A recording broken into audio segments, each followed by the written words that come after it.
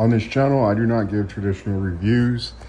A lot of people don't understand today that these movies that they come out with, it's just grooming. It's propaganda. It's predictive programming. It's lesser magic. These movies are very diabolical. They play on your emotions and things like that.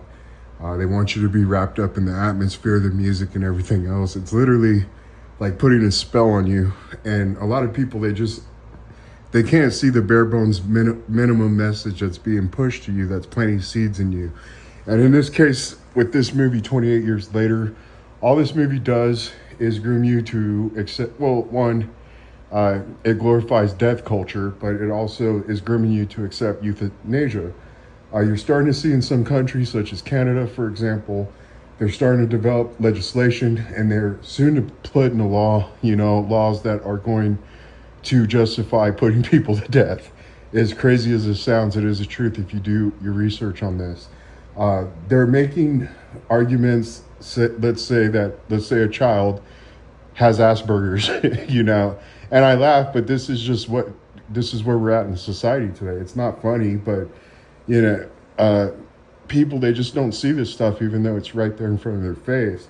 So this child has Asperger's. They're making the argument that, let's say, if you want to save the state money and things like that, and plus you don't want this child to be a burden on parents and whatever else, it's actually more humane to kill this child, you understand, than to have to spend all the money and again, for the special needs and everything that this child's going to need. That's just one example. We know that euthanasia is also going to, be used on old people and probably people that they're going to deem useless in society. Once you give it an inch, these ideas an inch, they're going to, of course, take a mile. And then the state can, say to kill whoever it is that they want. At the end of the day, you're just going to give the state more power, but it is what it is. This movie hits all the activist points. It's nothing new that we haven't seen, especially in the past 5 years. It's essentially two movies. You have your dualism in this movie. You have a story about a son and his father, and a story about a son and his mother. And, let's just say this is a sandwich, and those are two pieces of the bread. Well, in between this story, it glorifies a Dr. Kevorkian type figure. Now, Dr. Kevorkian was a guy who was arrested for second-degree murder back in the day, okay? He was suggesting to people that they should just accept death. In fact, his nickname was Dr. Death. So they try to glorify a character such as that in the movie. Now, let's talk about the first part of this movie, which centers on the relationship between the father and the son. Now, what we've seen in the past 5 years, especially, you understand, is this whole campaign against masculinity, how it's bad and how it's toxic and everything else. And this movie did not disappoint as far as that. The father's trying to teach his son, understand that this is a post-apocalyptic world. There's no police, there's no civilization, so he's trying to teach his son to be strong and, to not rely so much on his emotions, okay? This is another thing you need to understand about society today. They're weaponizing emotions. They're playing your emotions against you. You understand? They want you to feel guilt and shame if you don't follow the herd in the crowd and value what they tell you to value, but that's just a whole different video all on itself. But the father and the son story, you come to find out you have a family here. The mother is dying of cancer, although we don't know that yet. You understand? She's just crazy. They show an argument between the father and the mother. Again, she calls him the C word multiple times and just goes off on him for whatever reasons. But she's still, apathetic, or not apathetic, but sympathetic to the son. And, of course she loves him and whatever else, So you come to find out that it's his son's day to finally go out into the mainland. They live in this isolated island that can only be accessed during a low tide, okay? So they're protected from the zombies. And he's just training his son essentially how to hunt, but in a post-apocalyptic world. Loot, hunt, do that type of thing, just like a video game. You understand? Just like The Last of Us or some type of game like that. During this, the boy makes his first kill, but the father's not very sympathetic to the fact that he just killed for the first time.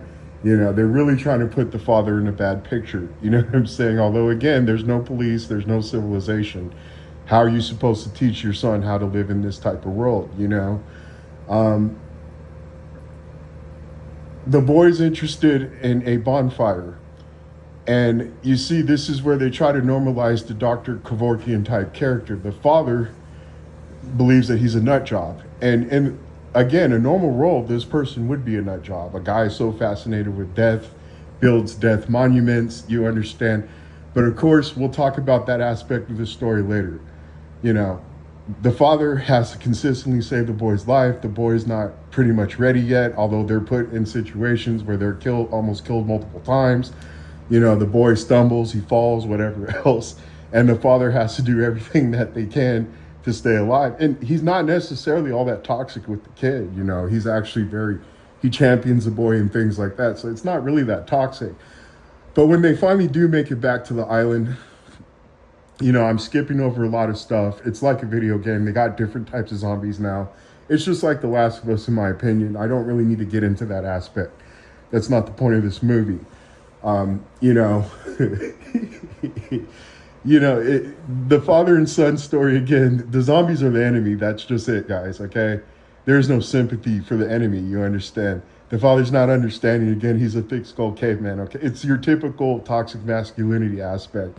And then, they make it back to their safe little homestead again. Let's just call it that, on their isolated island that keeps the zombies at bay, okay?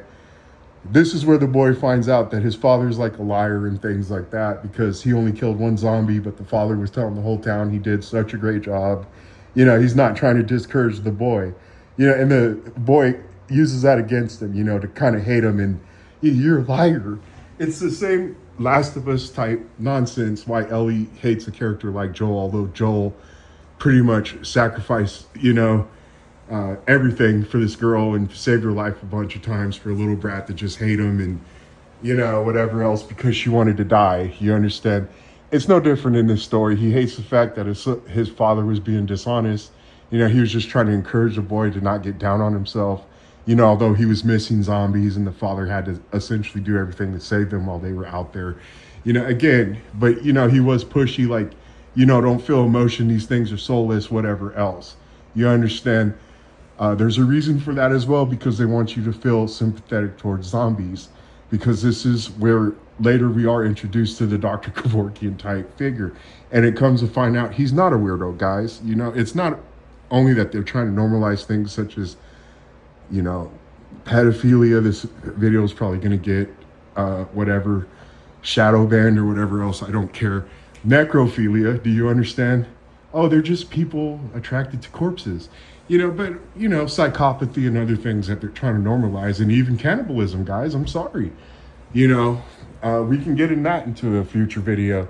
But this guy, he wasn't the weirdo, just like how the father and everybody else feels, He's actually the most understanding character and the most, evolved character in the story. You know what I'm saying? When you come to find out. But now we're going to get into the second part of the film, which is the relationship between the mother and the son. And of course, we know that men are bad, women are good. You understand? So unlike the first part of the story, which centers on the father and son relationship, there's more gritty music and everything else. They're all playing on your emotions in this movie as you're watching it. But, in the mother's story, where it's more centered on their relationship, of course, you have more funny, goofy type moments. It's more lighthearted. The music is more emotional, and more uplifting and things like that. She's dying from cancer. The boy knows that the weirdo is the only guy that knows what's wrong with his mom, so he has to get his mother to this weirdo doctor that just lives out in the forest, and collects dead bodies and things like that, since he has such a fascination with death and honors death so much. Again, this is to glorify the death culture that they're trying to normalize today. And again, at the end of the day, it's grooming you to see the positive side of euthanasia, you understand? Although we all know that they're trying to run a depopulation campaign and things like that, people. But that's neither here nor there. Don't worry about that. We can trust, state and government to make sure they're just not using this to kill people like it's all good. You have assassination culture today. You're seeing where more people are becoming vigilantes like Mangione, and of course the Tim Walz appointee that the media wants you to believe is a Trump supporter. This video is definitely going to get shadow banned for sure, or I'm even probably going to take a hit from this video, you understand? Because there's too much truth in this video. I'm giving you guys too many gems, if you guys made it this far. But listen, masculinity bad, the feminine is good, okay? Women good, okay? And that's the whole second half of this story, you know what I'm saying? Again, understand that although this woman is a liability out in, this zombie apocalypse, they do introduce another toxic masculine male in the story. You had the older version, which is the father, he's not understanding. And then they show you a younger version. He's a bonehead too, okay? He's there for comic relief and things like that, but he's essentially there to carry the mother to the doctor, and then he did his duty. He starts freaking out because he's an idiot, and then he gets killed, okay? But it's to show you, older toxic masculinity, younger toxic masculinity, and how it doesn't stack up to the feminine, guys, okay? But regardless, at the end of their journey between the mother and the son, again, it's more lighthearted. There's more uplifting music, and again, more lighthearted moments. There's actually joking in this segment of the movie, and it's all to play on your emotions again. Now, they finally reached the weirdo doctor. Again, he knows more about the dead. He's more empathetic to the dead. They even show a zombie give birth to a baby so that you can have empathy towards him and sympathize with the zombies in this story, guys. It's all the same type of degenerate, grooming pre-programming that they do in all these movies that they come out with today. It's no different in this movie. And you come to the point, she has cancer, she has to die, and she accepts it. You know what I'm saying? And, as were before, the father was telling him death is bad. Who cares about these things? Just kill him. Well, here he has more of the character, the young boy has a more emotional catharsis with the mother side of the story. She's ready to die. You know what I'm saying? She accepts it.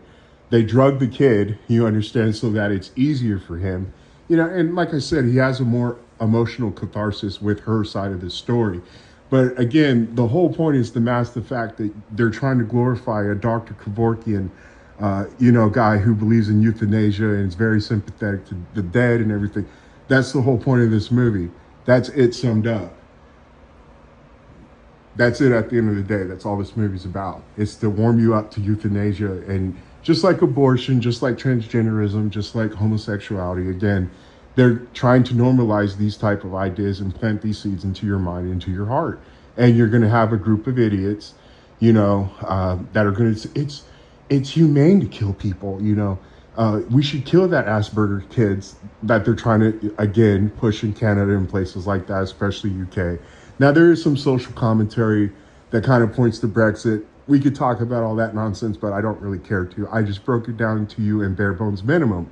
Now, there's another aspect to this film. This guy, Jimmy, you understand, this movie, of course, also mocks Christianity. It hits all the activist beats that they're trying to groom you guys into believe today. There's this cult leader, again, he's the first character that's actually introduced in this movie early on. You understand, his father's a preacher, and his father hands him a cross at the beginning of the movie.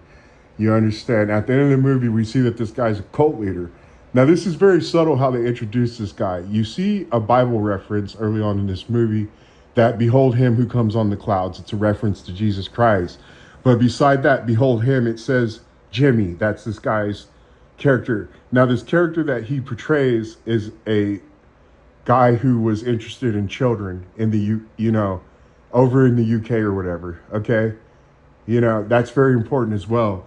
But what you need to also understand is, this kid, the family's been broken apart in this movie. He doesn't like his father anymore.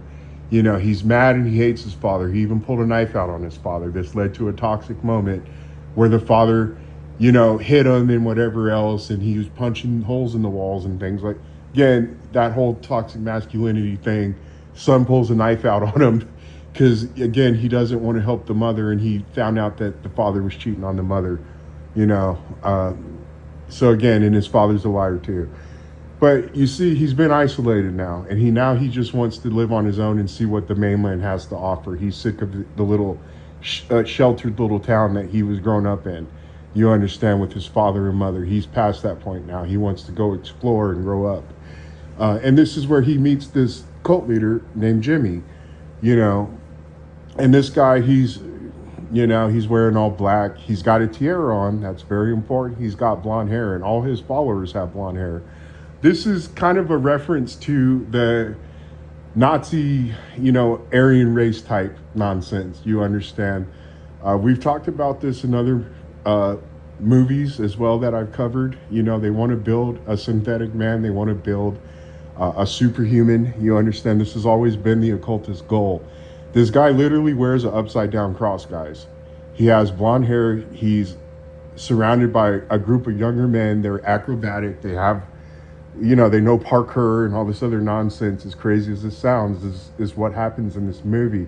But he definitely represents an antichrist, anarchy type figure. He's cool. Although it's a zombie apocalypse, they're having fun. They do some crazy cool stunts while they're killing zombies and everything else. That just, it's trying to warm you up what they're also trying to get to, where they are going to start, well, they've already started it, but, they want to build a superior synthetic type human being, okay? And that's really what this movie, again, is planting seeds in you as well. This Jimmy guy, who definitely represents the Antichrist. His father was a religious nut in the movie. Like I said, we took a hit against Christianity. We take a hit against masculinity. We praise the feminine. And again, we're also showing that the Antichrist character isn't too bad. And, these little Aryan type blonde-haired children, they're just fine in the zombie apocalypse, they got good fighting skills. They know parkour. They can do flips and all this other nonsense while they slaughter alpha zombies in this thing. But I've told you essentially the parts that you need to understand about this movie. If you want a more traditional review that talks about the cinematography and the use of the iPhone and the sound and the score, there's plenty of channels where you guys can go that. But this is just predictive programming. It's grooming. And the main thing that it's trying to groom into your mind is the fact to accept euthanasia, which will be a part of civilization in the future here. Okay? That's all I got to say. We'll talk to you guys later. Bye.